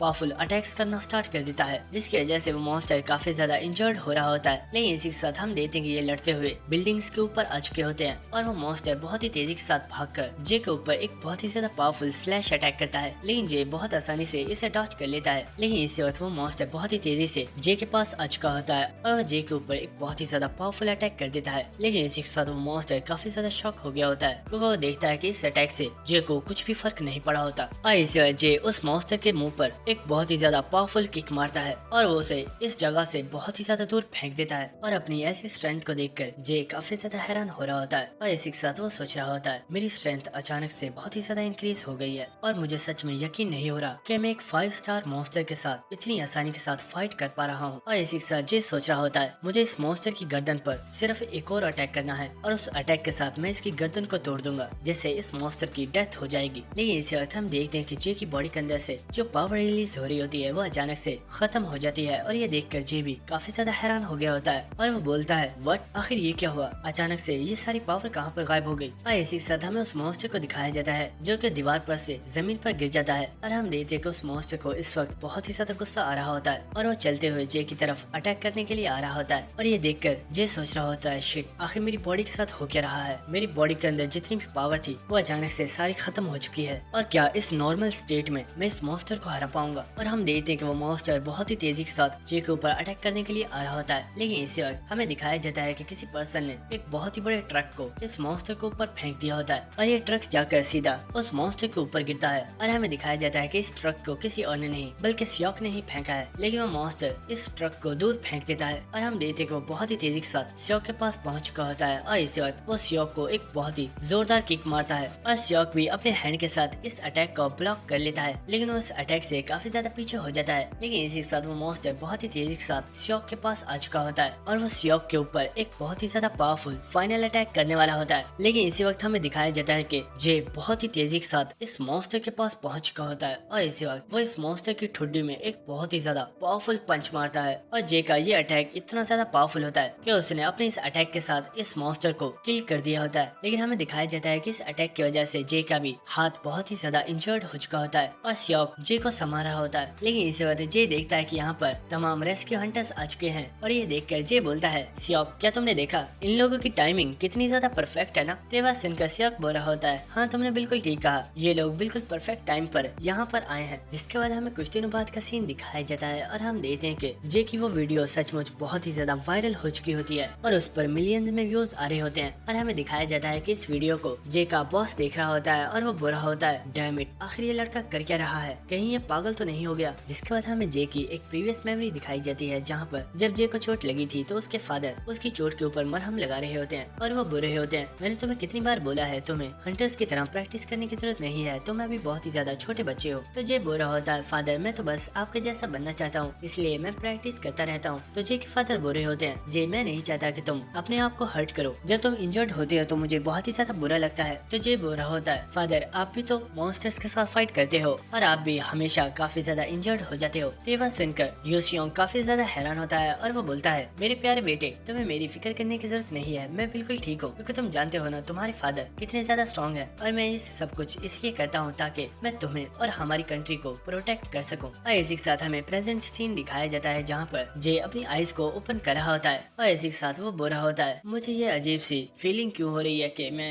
काफी दिनों से इस बिस्तर के ऊपर पड़ा हुआ हूँ। और इसी के साथ हम देखते हैं कि जे के पास कोई पर्सन बैठा हुआ होता है जिसने अपने हाथ में चाकू पकड़ा हुआ होता है और वो बोल रहा होता है, तुमने बिल्कुल ठीक कहा, तुम कई दिनों से इस बिस्तर के ऊपर पड़े हुए हो। और चाकू की इतनी तेज धार को देखकर जे काफी ज्यादा हैरान हो गया होता है। लेकिन हमें दिखाया जाता है कि यहाँ पर जैक बैठा हुआ होता है जो कि जे के लिए एप्पल कट कर रहा होता है और जैक को यहाँ पर देखकर जे काफी ज्यादा हैरान होता है और वो फौरन से उठकर बैठ जाता है। लेकिन इसी वक्त उसके हाथ में बहुत ही जोर से दर्द होती है और इस पेन की वजह से जे काफी जोर से चिल्लाता है और वो बोलता है, शिट, मैं ये कैसे भूल गया कि मेरा हाथ इंजर्ड है। और इसी के साथ जैक बोल रहा होता है, तुम्हारी बॉडी की तमाम इंजरीज को हील कर दिया गया है लेकिन तुम्हारा हाथ अब भी काफी ज्यादा वीक है, इसलिए तुम्हें इसे 1 मंथ तक प्रोटेक्ट करना होगा ताकि ये जल्दी से हील हो सके। इसलिए अब दूसरी चीजों को भूलकर बस अपनी रिकवरी पर ध्यान दो। और इसी वक्त जे बोलता है, मैं कुछ चीजों की वजह से काफी ज्यादा क्यूरियस था, क्या मैं तुमसे कुछ सवाल पूछ सकता हूँ। ये बात सुनकर जैक बोलता है, क्या तुम अपने फादर के बारे में पूछना चाहते हो कि मैं उन्हें जानता हूँ या नहीं। तो हाँ, ये बात सच है, मैं उन्हें जानता था, मैं अब से कई साल पहले उनके साथ काम कर चुका हूँ। और हम देखते कि ये बात सुनकर जे बहुत ही तेजी के साथ जैक के ऊपर अटैक कर देता है और इस अटैक की वजह से जैक भी काफी ज्यादा हैरान हो गया होता है। लेकिन हम देखते हैं कि जे ने ये अटैक नहीं किया था, बल्कि वो तो बस जैक के हाथ में से उस एप्पल को ले लेता है और वो बोल रहा होता है, एप्पल के लिए थैंक यू। और ये बात सुनकर जैक काफी ज्यादा हैरान होता है और वो बोलता है, तुमने मुझे जो रिएक्शन दिया है मैंने ये एक्सपेक्ट नहीं किया था, क्या तुम्हें मेरे ऊपर गुस्सा नहीं आ रहा और क्या तुम ये नहीं जानना चाहते कि अगर मैं तुम्हारे फादर को जानता था तो मैंने उनकी हेल्प क्यों नहीं की। तो ये बात सुनकर जे बोल रहा होता है, अरे नहीं, आखिर मैं ऐसा क्यों करूंगा, मैं जानता हूँ तुम मुझसे यही एक्सपेक्ट कर रहे होगे कि मैं फौरन से तुम्हारे ऊपर अटैक करूंगा या फिर मैं कुछ बैड वर्ड्स का यूज करूंगा। लेकिन हाँ, मैं ये गेस कर सकता हूँ कि तुम क्या सोच रहे होगे कि मैं क्या करने वाला हूँ। और इसी के साथ वो काफी ज्यादा गुस्से में बोलता है, कमीने इंसान, दफा हो जाओ यहाँ से, अगर तुम यहाँ से नहीं गए तो मैं तुम्हें जान से मार डालूंगा। और जे की इतनी खतरनाक लुक देखकर जैक भी काफी ज्यादा हैरान हो गया होता है। लेकिन इसके साथ जे बोल रहा होता है, क्यों, मेरी एक्टिंग कैसी लगी, मैं अच्छी एक्टिंग करता हूँ ना। वेल, अगर तुम आज से 3 या 4 साल पहले आए होते तब मेरा रिएक्शन बिल्कुल सेम होता, क्योंकि उस टाइम मुझे सिर्फ इन्हीं चीज पर गुस्सा आ रहा होता था कि आखिर वो लोग जो मेरे फादर के दोस्त थे उन्होंने उनका साथ क्यों छोड़ दिया। लेकिन शायद मुझे लगता है अब मैं काफी ज्यादा मैच्योर हो चुका हूँ और मुझे अपने गुस्से को दूसरे लोगों के ऊपर उतारने की जरूरत नहीं है। इसी के साथ जे उस एप्पल को खाकर उसे डस्टबिन में फेंक देता है और इसी के साथ वो बोलता है, लेकिन हाँ, एक बात याद रखिएगा, जो भी पर्सन मेरे रास्ते में आया मैं जानता हूँ कि मुझे उसे अपने रास्ते में से कैसे हटाना है, इसलिए कभी भी मेरे रास्ते में आने की ट्राई मत कीजिएगा। जिसके बाद जैक बोलता है, जे मेरी कोई भी बैड इंटेंशंस नहीं है, मैं बस ये पूछना चाहता हूँ कि आखिर तुम लीगली तौर पर यूसियोंग के सन के तौर पर रजिस्टर क्यों नहीं हो और यूसियोंग ने आज तक तुम्हें दुनिया से छुपाया क्यों हुआ था, आखिर इस चीज का क्या रीजन है। और जब यूसियोंग की हालत खराब हो गई थी तो वो कौन पर्सन था जिसने तुम्हारी केयर की है। तो जे बोलता है, तो तुम इसलिए क्यूरियस हो कि मेरे फादर के बाद मुझे किस पर्सन ने पाला है, तो मैं तुम्हें बता दूं कि मैं बचपन से ही अकेला हूँ और मुझे किसी पर्सन ने नहीं पाला है। तो ये बात सुनकर जैक काफी ज्यादा हैरान होता है और वो बोलता है, चलो ठीक है, लेकिन क्या तुम मुझे इस बारे में बता सकते हो कि क्या तुमने कभी डैगोआ विंग ये नाम सुना है। तो ये नाम सुनकर जे काफी ज्यादा हैरान हैरान होता है और वो बोलता है आखिर किस पर्सन का नाम है, ये कितना ज्यादा अजीब है, मैंने कभी भी ये नाम भी नहीं सुना। तो जैक बोलता है ये किसी इंसान का नाम नहीं है, ये नाम उस ड्रैगन का है जिसका पॉइजन तुम्हारे फादर की बॉडी के अंदर मौजूद है। तो ये बात सुनकर जे काफी ज्यादा हैरान हो गया होता है,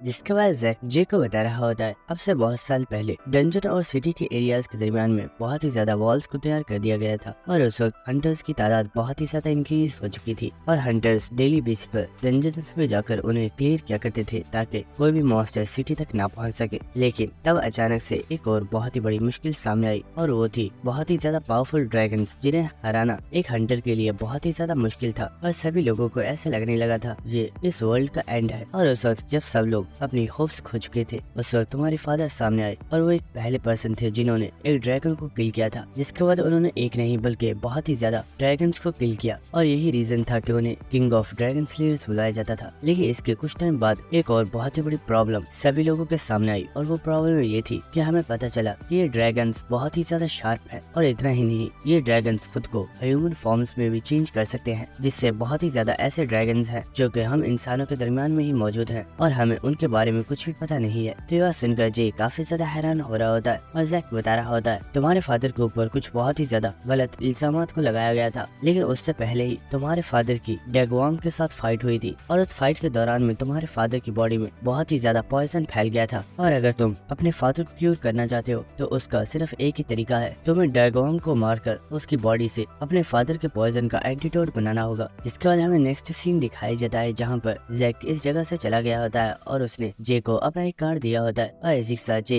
प्रीवियस सीन को याद कर रहा होता है जहाँ पर जैक ने जे से बोला था मुझे नहीं पता तुम डैगवांग को मारने में मेरी कोई हेल्प कर सकते हो या नहीं, लेकिन मैं तुम्हें बता दूं कि मैंने बहुत ही ज्यादा पावरफुल हंटर्स की एक टीम को क्रिएट किया है और बहुत ही जल्द हम डैगवांग को तलाश कर लेंगे, जिसके बाद हम डैगवांग को हंट करने वाले हैं और इसलिए मैं चाहता हूँ कि तुम खुद को बहुत ही ज्यादा स्ट्रॉन्ग बनाओ क्योंकि तुम्हारे अंदर तुम्हारे father king of dragon slayer का ब्लड है और मुझे लगता है तुम ही एक ऐसे पर्सन हो जो कि डैगवांग को किल कर सकता है। लेकिन अगर तुम्हारी अब की स्किल्स को देखा जाए तो मुझे नहीं लगता कि तुम इतने पावरफुल हो कि तुम डैगवांग को हरा पाओगे, इसलिए तुम्हें खुद को और भी ज्यादा स्ट्रॉन्ग बनाना होगा ताकि डैगवांग को किल करने में तुम हमारी हेल्प कर सको। लेकिन इसी के साथ ये बोलता है जो सब कुछ तुमने बताया है इससे तो मुझे साफ ये लग रहा है कि तुम बहुत टाइम से डैगवांग को मारने की प्लानिंग कर रहे हो। क्या तुम मुझे ये बता सकते हो कि मेरे पास खुद को स्ट्रॉन्ग बनाने के लिए कितना टाइम है और कितने टाइम के बाद तुम लोग डैगवांग की हंटिंग को स्टार्ट करने वाले हो? ये बात सुनकर जैक बोल रहा होता है मैं तुम्हें कंफर्म तो नहीं बता सकता, लेकिन तुम्हारे पास 2 साल का वक्त है और इस 2 साल के वक्त में तुम्हें खुद को इतना ज्यादा स्ट्रॉन्ग बनाना होगा कि डैगवांग के साथ फाइट में तुम हमारी हेल्प कर सको। और हाँ, अगर तुम्हें मेरी ये तमाम बातें झूठी लग रही हैं तो जो कुछ भी मैंने बोला है तुम इस सब को भुला दो, लेकिन एक चीज को याद रखना, अगर तुम्हें अपने फादर को सेव करना है तो उसके लिए तुम्हें डैगवांग चाहिए। जिसके बाद हमें नेक्स्ट सीन दिखाया जाता है कि जे अपने चेहरे को धो रहा होता है और वो सोच रहा होता है डैगवांग एक ड्रैगन और कोई नॉर्मल ड्रैगन नहीं बल्कि तमाम ड्रैगन्स का लीडर, लेकिन मेरे पास अभी इतनी स्ट्रेंथ नहीं है कि मैं डैगवांग को हरा सकूं, लेकिन चाहे कुछ भी क्यों ना हो जाए मैं अपने फादर को सेव करके रहूंगा और इसके लिए मुझे खुद को और भी ज्यादा स्ट्रॉन्ग बनाना होगा। लेकिन इसी वक्त हम देखते कि जे के कमरे में कोई लेडी आ जाती है जिसे देखकर जे भी काफी ज्यादा हैरान होता है और वो बोलता है मैम आखिर आप कौन है? तो वो बोलती है मिस्टर आपको याद नहीं होगा लेकिन मैं आपकी डॉक्टर हूँ और तुम्हारे हाथ की सर्जरी करने में मैंने भी डॉक्टर्स का साथ दिया था। यह सुनकर जे काफी ज्यादा हैरान होता है और वो बोलता है आखिर इस चीज से आपका क्या मतलब है कि आप लोगों ने मेरे हाथ की सर्जरी की थी? तो वो डॉक्टर बताती है मुझे लगता है तुम्हें कुछ भी याद नहीं है, जब तुम यहाँ पर आए थे तो तुम्हारे हाथ की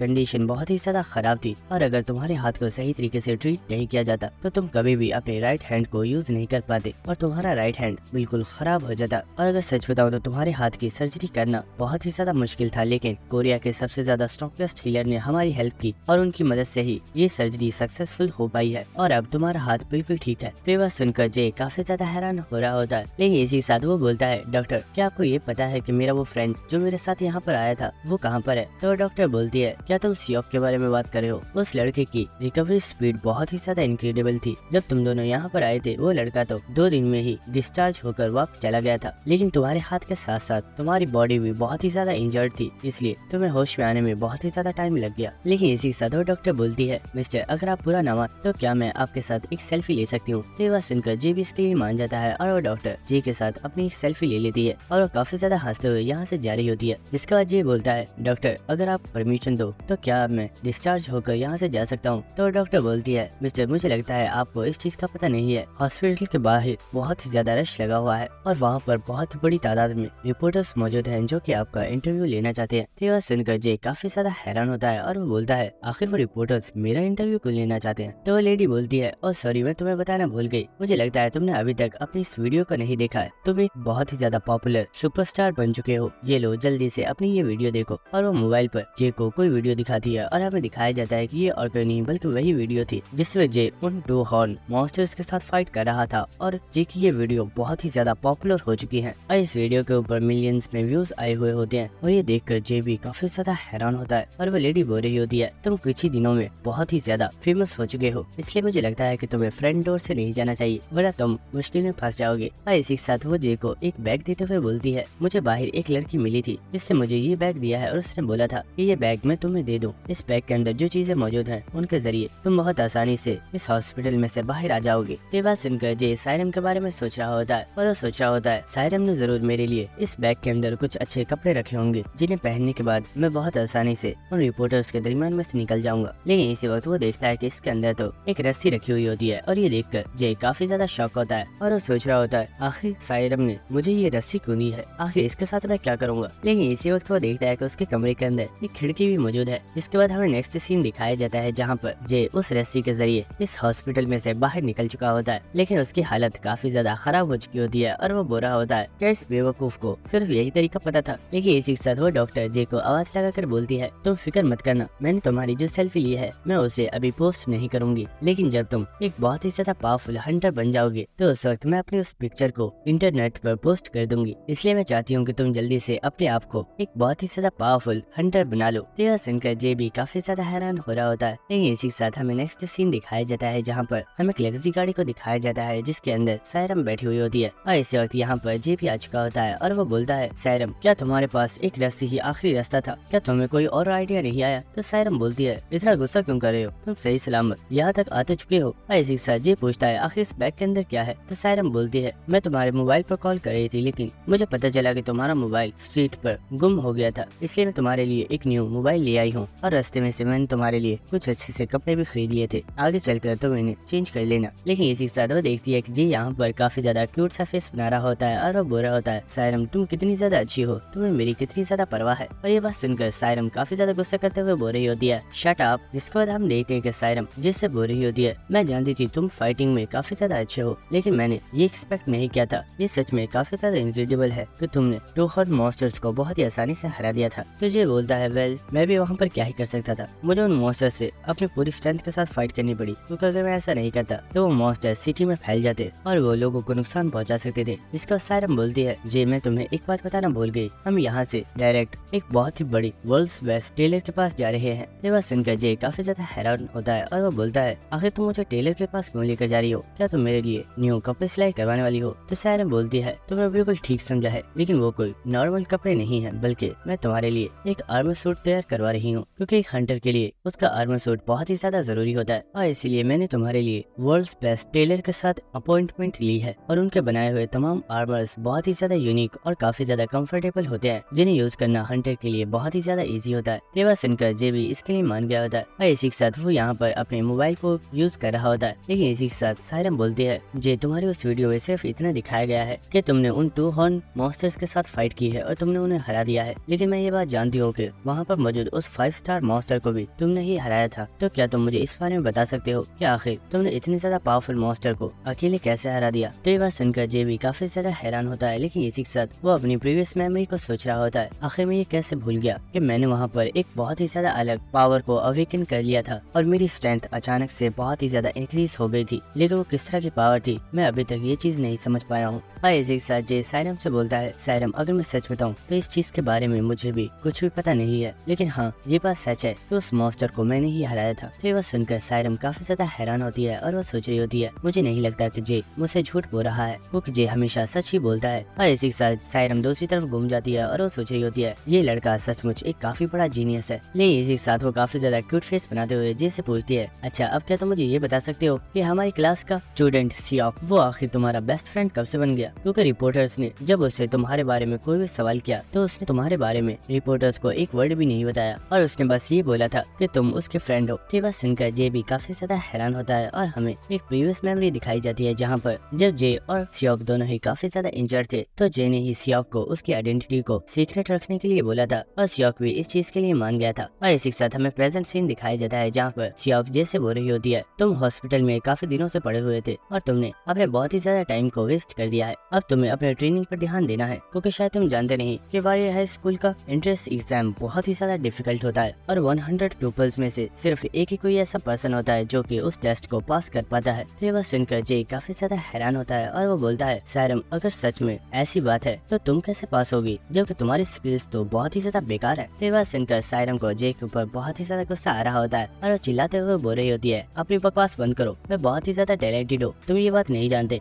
जिसके बाद हमें नेक्स्ट सीन दिखाया जाता है जहाँ पर हम देखते हैं कि सायरम और जे दोनों ही एक बिल्डिंग के अंदर आ चुके होते हैं। लेकिन इसी वक्त जे सायरम से बोलता है, सायरम आखिर ये वॉशरूम कहाँ पर है, मुझे कपड़े चेंज करने थे। तो सायरम बोलती है, अच्छा चलो मैं तुम्हें बताती हूँ, और वो उसे वॉशरूम का रास्ता बताकर वहाँ से जा रही होती है और वो बोल रही होती है, मैं काउंटर पर तुम्हारा वेट कर रही हूँ, तुम जल्दी से वहाँ पर आ जाना। जिसके बाद हम सायरम को देखते हैं जो कि काउंटर के पास आकर वहाँ पर मुझे लड़की से बोल रही होती है, मेरी सीईओ के साथ एक अपॉइंटमेंट थी, क्या मैं उनसे मिल सकती हूँ। तो वह लड़की अपने सीईओ को कॉल करती है, लेकिन इसी के साथ वो लड़की बोलती है, मैम मुझे माफ कीजिएगा लेकिन सीईओ को आज कोई जरूरी काम है जिसकी वजह से वो आपसे नहीं मिल सकते, इसलिए आप फिर कभी आ जाइएगा। यह सुनकर सायरम काफी ज्यादा हैरान होती है और वो बोलती है, आखिर ये आप क्या कह रही हो, मैंने सीईओ से मिलने के लिए बहुत ही टाइम पहले ही अपॉइंटमेंट ले ली थी, तो आखिर वो इस तरह मेरी अपॉइंटमेंट को कैंसिल कैसे कर सकते हैं। तो लड़की बोल रही होती है, मैम इसमें मैं कुछ भी नहीं कर सकती, इस वक्त आप सीईओ से नहीं मिल सकती। तो ये बात सुनकर सायरम काफी ज्यादा गुस्सा कर रही होती है। लेकिन इसी वक्त हमें यहाँ पर एक पर्सन को दिखाया जाता है जो कि सायरम से बोलता है, मुझे लगता है मैंने तुम्हें पहले ही देखा है, क्या तुम्हारा नाम सायरम है। तो ये बात सुनकर सायरम काफी ज्यादा हैरान होती है और हमें इस पर्सन को दिखाया जाता है जिसका नाम गयून है। और दोस्तों ये पर्सन एक लड़की है और वो लड़की बोल रही होती है, मुझे याद आ गया, तुम तो हमारे वारियर हाई स्कूल में फर्स्ट ईयर के स्टूडेंट हो, आखिर तुम यहाँ पर क्या कर रही हो। ओ मुझे समझ आ गई, शायद तुम यहाँ पर सीईओ से मिलने के लिए आई हो, लेकिन क्या तुम एक बात जानती हो, सीईओ ने तुम्हारी अपॉइंटमेंट को कैंसिल क्यों कर दिया। उसका रीजन मैं हूँ, इस कंपनी के सीईओ मेरे अंकल हैं और जब भी मुझे उनसे मिलना होता है तो वो मेरे लिए अपनी बहुत ही ज्यादा इंपॉर्टेंट मीटिंग्स को भी कैंसिल कर देते हैं, तो तुम्हारी अपॉइंटमेंट कौन सी बड़ी बात है। और हम देखते हैं कि वो सायरम को नीचे दिखाने की कोशिश कर रही होती है और इसी के साथ हमें गयून के बारे में बताया जाता है कि गयून एक ऐसी लड़की है जिसे सिर्फ स्ट्रॉन्ग पीपल्स ही पसंद है और वो वीक लोगों से बहुत ही ज्यादा नफरत करती है और उसे वीक लोग बिल्कुल भी पसंद नहीं है। और गयून को लगता है कि सायरम एक बहुत ही ज्यादा वीक लड़की है। लेकिन इसी वक्त हमें दिखाया जाता है कि यहाँ पर जे आ चुका होता है जो कि बोलता है, सायरम मुझे लगता है ये तुम्हारी कोई सीनियर है, लेकिन आखिर ये तुमसे इतने रूड बिहेवियर में बात क्यों कर रही है। ये बात सुनकर लड़की बोलती है, आखिर तुम कौन हो, मैंने तुम्हें पहले कभी नहीं देखा। ये बात सुनकर जे उसे काफी ज्यादा गुस्से में बोलता है, और आखिर तुम होती कौन हो जिसे मैं अपने बारे में बताऊं, दफा हो जाओ यहाँ से। तो ये बात सुनकर वो लड़की भी काफी ज्यादा हैरान हो गई होती है और इसी के साथ हंसते हुए बोलती है, तुम तो कुछ ज्यादा ही बैड माउथ हो, लगता है शायद तुम सायरम के कोई फ्रेंड हो, क्या तुम जानते भी हो मैं कौन हूँ। लेकिन इसी के साथ सायरम बोलती है, सीनियर प्लीज गुस्सा मत कीजिए, ये लड़का आपके बारे में नहीं जानता। लेकिन इसी वक्त हम देखते हैं कि यहाँ पर गयून अपने किसी टेक्निक को यूज करती है और वो अपने हाथ से सायरम की बॉडी के ऊपर एक बहुत ही बड़ा कट लगा देती है और इस चीज की वजह से सायरम भी बहुत ही ज्यादा शॉक हो गई होती है और उसे अपनी बॉडी में काफी ज्यादा पेन भी फील हो रही होती है। लेकिन सायरम देखती है कि उसकी बॉडी के ऊपर कोई भी कट नहीं लगा हुआ है और इसी के साथ वो सीनियर बोलती है, सायरम क्या मैंने तुम्हें बोला है कि तुम हमारे बीच में बोलो, क्या तुम्हें इस बारे में पता नहीं है कि जब तुम्हारा सीनियर किसी से बात कर रहा हो तो तुम्हें उसे डिस्टर्ब नहीं करना चाहिए। लेकिन इसी के साथ जे बोल रहा होता है, तुम मेरे बारे में जानना चाहती हो, ठीक है मैं तुम्हें बताता हूँ, मेरा नाम जे है, मेरी हाइट 180 सेंटीमीटर है और मेरे वेट, अरे नहीं मुझे अपने वेट के बारे में तो पता ही नहीं है क्योंकि मैंने उसे कभी चेक ही नहीं किया। तो जे की ये बातें सुनकर गयून काफी ज्यादा हैरान हो रही होती है। लेकिन इसी के साथ जे बोलता है, और हाँ सबसे लास्ट में सबसे इम्पोर्टेंट चीज, मैं बहुत ही जल्द वारियर हाई स्कूल में ट्रांसफर होने वाला हूँ, लेकिन तुम्हें देखकर मुझे बहुत ही ज्यादा डिसअपॉइंटमेंट हुई है। आखिर तुम्हें क्या लगता है, अगर तुम किसी के सीनियर हो तो तुम्हारे पास ये अथॉरिटी है कि तुम किसी को भी बुली कर सकते हो। और हम देखते हैं ये बात सुनकर उस लड़की को काफी ज्यादा गुस्सा आ चुका होता है और इसी वक्त वो अपनी टेक्निक को जे के ऊपर भी यूज करती है, जिसकी वजह से उसने जे की बॉडी के ऊपर काफी ज्यादा कट्स लगा दी होते हैं और इस चीज की वजह से जे के सर में काफी ज्यादा पेन होना स्टार्ट हो जाती है। और इसी के साथ वो लड़की बोल रही होती है, तुम्हारा ये एटीट्यूड मुझे बिल्कुल भी पसंद नहीं आया, क्या तुम्हें सच में लगता है कि तुम हमारे वारियर हाई स्कूल के इंट्रेंस एग्जाम को भी पास कर पाओगे, शायद तुम जानते नहीं, तुम बस एक ट्रैश हो जो कि डस्टबिन में ही अच्छा लगता है। लेकिन इसी वक्त हम देखते हैं कि जे स्माइल करता है और इसी के साथ वो गयून की टेक्निक को ही यूज करता है और वो गयून के फेस पर एक बहुत ही जोर से पंच मारता है। और हम देखते हैं कि जे काफी ज्यादा एटीट्यूड में बोलता है, ये कैसा था, मैंने इस टेक्निक को फर्स्ट टाइम यूज किया है, लेकिन मुझे लगता है मैं फर्स्ट टाइम में ही इसे यूज करना सीख सीख गया हूँ। और हम देखते हैं कि उसने गयून की बॉडी के ऊपर और भी बहुत ही ज्यादा पंचेस मारे होते हैं। और हम देखते हैं कि गयून इस वक्त काफी ज्यादा हैरान होती है। लेकिन इस वक्त हमें दिखाया जाता है कि यहाँ पर कोई पर्सन आ गया होता है जो कि गयून को काफी ज्यादा डांट रहा होता है और वो बुरा होता है। गयून, आखिर तुम यहाँ पर कर क्या रही हो? तुम जब भी मेरे ऑफिस में आती हो तो हमेशा ही कोई ना कोई हंगामा खड़ा कर देती हो। और हमें पता चलता है कि यही पर्सन इस कंपनी का सीईओ है जो कि एक बहुत ही बड़ा आर्मर डिजाइनर है। और वो पर्सन बुरा होता है, इडियट, आखिर तुमने मेरी कॉल को पिक क्यों किया था और तुमने यहाँ से इन लोगों को जाने के लिए बोल दिया? क्या तुम जानती हो इन्होंने काफी टाइम पहले ही मुझसे एडवांस में ही एक अपॉइंटमेंट रख ली थी और तुमने यहाँ पर आकर उन्हें परेशान करना स्टार्ट कर दिया। क्या तुम ये चाहती हो कि मैं तुम्हारे फादर को तुम्हारे बारे में बता दूं? अगर उन्हें तुम्हारे बारे में पता चला तो वो तुम्हारे ऊपर काफी ज्यादा गुस्सा करेंगे और फिर वो तुम्हें इस जगह पर आने से भी मना कर देंगे। और इसी के साथ हम देखते को सीईओ सायरम से माफी मांग रहा होता है और वो बुरा होता है, सायरम प्लीज मुझे माफ करना, मैंने गयून को काफी बार समझाया है लेकिन ये हमेशा ही लोगों को परेशान करती रहती है। और हम देखते कि सायरम भी यहाँ पर सीईओ को देखकर काफी ज्यादा रिलैक्स हो गई होती है और वो सोच रही होती है, शुक्र है यहाँ पर ये सीईओ आ गए, अगर ये यहाँ पर नहीं आते तो मुझे नहीं पता था कि आखिर ये गयून जे के साथ क्या करती। और हम देखते कि सीईओ गयून को डांट रहा होता है लेकिन गयून बस उसे इग्नोर कर रही होती है। लेकिन इसी के साथ हम जे को देखते हैं जो कि आहिस्ता सी आवाज में सायरम से पूछता है, सायरम आखिर ये लड़की है कौन और ये तुमसे इतने ज्यादा रूड बिहेवियर से बात क्यों कर रही थी? तो सायरम बताती है, जे ये पर्सन हमारे स्कूल की काउंसिल प्रेसिडेंट है और एक बहुत ही ज्यादा पावरफुल स्टूडेंट है और हमारे स्कूल में इस पर्सन के पास बहुत ही ज्यादा अथॉरिटी मौजूद है जिसकी वजह से ये बहुत ही ज्यादा एरोगेंट है और ये हमारे स्कूल में हर एक पर्सन से इसी तरह एटीट्यूड में ही बात करती है। तो ये बात सुनकर जे काफी ज्यादा हैरान हो रहा होता है और वो बोलता है, अगर ये तुम्हारे स्कूल की काउंसिल प्रेसिडेंट है तो क्या ये 3rd या फिर 4th ईयर की स्टूडेंट है? तो सायरम बोलती है, अरे नहीं, ये सिर्फ एक 2nd ईयर की स्टूडेंट है। असल में हमारा काउंसिल प्रेसिडेंट पहले कोई और पर्सन था लेकिन गयून ने उसे फाइट मैच के लिए चैलेंज किया और उसने बहुत ही आसानी से उस काउंसिल प्रेसिडेंट को हरा दिया, जिसके बाद गयून न्यू काउंसिल प्रेसिडेंट बन गई। ये बात सुनकर जे बोलता है, क्या सिर्फ इतने से ही? क्या इस चीज में टीचर्स को कोई प्रॉब्लम नहीं थी? तो सायरम बोल रही होती है, जे मैंने तुम्हें इस बारे में पहले भी बताया है कि वारियर हाई स्कूल में सिर्फ उस पर्सन की वैल्यू है जो पर्सन बहुत ही ज्यादा स्किल्ड है और अगर तुम पावरफुल हो तभी तुम्हारी रिस्पेक्ट की जाएगी। और शायद तुम जानते नहीं कि ये लड़की हमारे स्कूल की सबसे ज्यादा यंगेस्ट प्रेसिडेंट्स में से एक है, लेकिन कोई पर्सन इससे उलझना नहीं चाहता क्योंकि सभी जानते हैं कि इस लड़की के अंदर बहुत ही ज्यादा एटीट्यूड है और अगर उन्होंने इससे पंगा लिया तो कहीं ये उनके लिए कोई प्रॉब्लम ना बन जाए। तो सुनकर जे काफी ज्यादा हैरान हो रहा होता है। लेकिन इसी के साथ हम देखते हैं कि गयून वहाँ से जारी होती है, लेकिन इसी वजह जे उसे आवाज देता है और वो बोलता है, क्या तुम मेरे साथ एक बैट लगाना चाहोगी? मुझे लगता है तुम काफी ज्यादा बिजी हो और शायद तुम किसी पर्सनल रीजन के लिए अपने अंकल से मिलने के लिए आई थी, लेकिन हमारी वजह से तुम्हें यहाँ से जाना पड़ रहा है। अगर तुम चाहो तो हम एक बैट लगा सकते हैं। और हम देखते कि ये बात सुनकर सायरम तो काफी ज्यादा शॉक हो गई होती है और वो बोल रही होती है, इडियट, आखिर तुम कर क्या रही हो? कहीं तुम पागल तो नहीं होगे? और इसी के साथ वो गयून से बोल रही होती है, गयून ये लड़का थोड़ा पागल है, इसकी बातें मत सुनो। लेकिन इसी के साथ गयून काफी ज्यादा सीरियस होते हुए बोलती है, आखिर तुम किस तरह की बैट लगाना चाहते हो? तो ये बोलता है, मेरी बैट बहुत ही ज्यादा सिंपल है, मैं तुम्हारे साथ शैडो स्पारिंग करना चाहता हूँ। वो पर्सन जो दूसरे पर्सन को हरा देगा वो इस बैट को जीत जाएगा। लेकिन हाँ, एक बात मैं तुम्हें बता दूं, अगर ये बैट मैं जीत गया तो बदले में मुझे तुम्हारी काउंसिल प्रेसिडेंट की सीट चाहिए। तो ये बात सुनकर गयून काफी ज्यादा हैरान होती है और इसी के साथ वो बोलती है, इंटरेस्टिंग, मैंने जितना सोचा था तुम उससे काफी ज्यादा इंटरेस्टिंग हो, तो चलो एक मैच हो जाए। और ये बात सुनकर सायरम काफी ज्यादा हैरान हो गई होती है और वो सोच रही होती है, क्या कहीं ये लड़का पागल तो नहीं हो गया? इसका हाथ बहुत ही ज्यादा डैमेज है और डॉक्टर ने इसे रेस्ट करने के लिए बोला है और रेस्ट करने के बजाय ये इस पागल लड़की से फाइट करना चाहता है। और दोस्तों, यहीं पर हमारी एपिसोड खत्म हो जाती है। अगर आपको वीडियो अच्छी लगी तो मेरे चैनल को सब्सक्राइब कर देना और वीडियो को लाइक और शेयर भी कर देना। Thank you.